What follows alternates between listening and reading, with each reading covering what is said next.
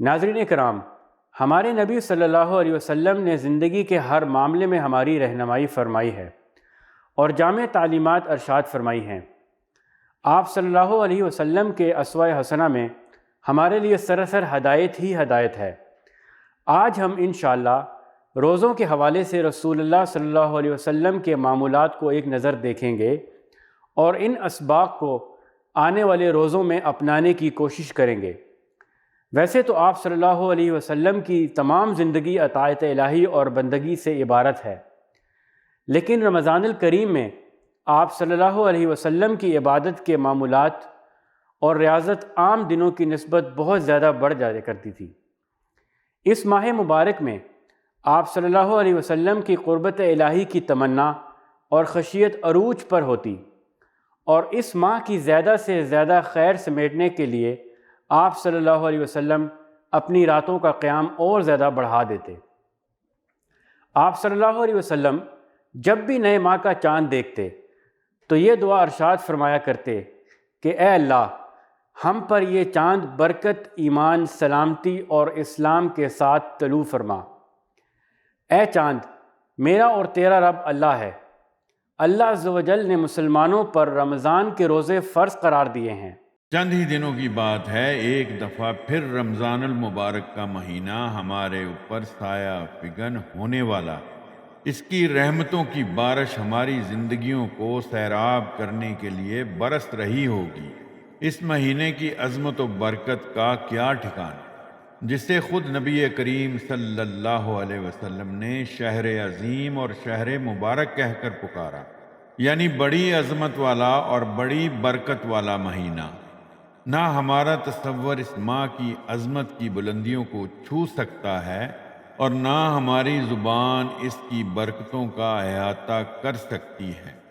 رمضان قرآن کا مہینہ ہے، اس میں قرآن مجید کو پڑھنا سمجھنا انتہائی افضل عمل ہے۔ رمضان کے ثمرات سمیٹنے اور اس کی اصل روح تقویٰ کو پانے کے لیے ہم انشاءاللہ اس ماہ مبارک میں روزانہ تراویح میں پڑھے جانے والے پارے کا صرف ترجمہ، ٹیکسٹ اور آڈیو ایک دن پہلے نشر کریں گے تاکہ آپ کو قرآن سمجھنے میں آسانی پیدا ہو۔ اگر آپ کو اس میں دلچسپی ہے تو جلدی سے ہمارے یوٹیوب چینل اور فیس بک پیج کو سبسکرائب کر لیجئے، لائک کر لیجئے۔ امید ہے کہ آپ اس کار خیر میں دوستوں کو بھی شامل رکھیں گے، ان سے بھی شیئر کریں گے۔ جزاک اللہ خیر۔ اس ماہ میں رسول اللہ صلی اللہ علیہ وسلم نے امت کو دیگر عبادات کے ساتھ ساتھ نماز تراویح، تسبیح و تحلیل اور کثرت سے اللہ کے ذکر کی ترغیب دلائی ہے۔ رسول اللہ صلی اللہ علیہ وسلم روزے کا آغاز سحری سے فرماتے اور اس کی ترغیب دلاتے۔ آپ صلی اللہ علیہ وسلم نے ہدایت فرمائی کہ سحری کھایا کرو کیونکہ سحری میں برکت ہے۔ ایک اور موقع پر آپ صلی اللہ علیہ وسلم نے فرمایا کہ اہل کتاب اور مسلمانوں کے درمیان روزے کا فرق صرف سحری ہے۔ آپ صلی اللہ علیہ وسلم نے سحری کو برکت قرار دیا اور فرمایا کہ فرشتے سحری کرنے والوں پر رحمتیں نازل کرتے ہیں۔ آپ صلی اللہ علیہ وسلم کا معمول تھا کہ سحری کرنے میں تاخیر اور افطاری کرنے میں جلدی فرمایا کرتے تھے۔ آپ صلی اللہ علیہ وسلم کھجور سے روزہ افطار فرماتے، کھجور دستیاب نہ ہوتی تو پانی سے افطار فرما لیتے۔ رمضان کی راتوں میں آپ صلی اللہ علیہ وسلم کثرت اور تواتر سے اللہ کی یاد میں کھڑے رہتے، نماز پڑھتے، تسبیح و تحلیل فرماتے اور اللہ کے ذکر میں مشغول رہتے۔ سنن نسائی میں آپ صلی اللہ علیہ وسلم کا یہ فرمان ہے، جس نے ایمان اور احتساب کی نیت سے رمضان کے روزے رکھے اور راتوں کا قیام کیا تو وہ گناہوں سے اس طرح پاک ہو جاتا ہے جیسے آج ہی اس نے اپنے ماں کے بطن سے جنم لیا ہو۔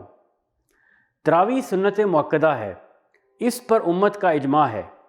نبی صلی اللہ علیہ وسلم نے نماز تراویح با جماعت بھی ادا فرمائی اور اپنے گھر میں انفرادی طور پر بھی پڑھی۔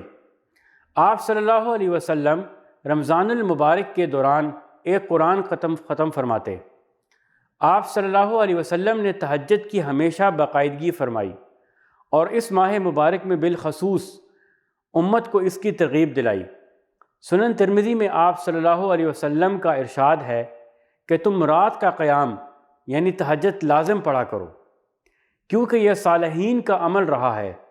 آپ صلی اللہ علیہ وسلم سارا سال کثرت سے صدقہ و خیرات کرتے، لیکن جب رمضان کا مہینہ شروع ہو جاتا تو اس ماہ میں آپ صلی اللہ علیہ وسلم کا یہ عمل تیز ہوا کی مانند ہو جاتا۔ آپ صلی اللہ علیہ وسلم بڑی باقاعدگی سے اعتکاف فرمایا کرتے اور زیادہ تر رمضان کے آخری عشرے میں معتکف ہوتے۔ صحیح بخاری میں عائشہ رضی اللہ تعالیٰ عنہ کے حوالے سے درج ہے کہ نبی صلی اللہ علیہ وسلم رمضان کے آخری عشرے سے عید کا چاند دیکھنے تک اعتکاف فرماتے تھے، یہاں تک کہ آپ صلی اللہ علیہ وسلم خالق حقیقی سے جا ملے۔ ہمیں بھی اس ماہ مبارک میں آپ صلی اللہ علیہ وسلم کی سنتوں کو اپنانا ہے۔ اللہ عز و جل سے دعا ہے کہ ہمیں اس ماہ مبارک میں بالخصوص رسول اللہ صلی اللہ علیہ وسلم کے اسوہ حسنہ پر چلنے کی توفیق عطا فرمائے اور ہم سے راضی ہو جائے، آمین یا رب العالمین۔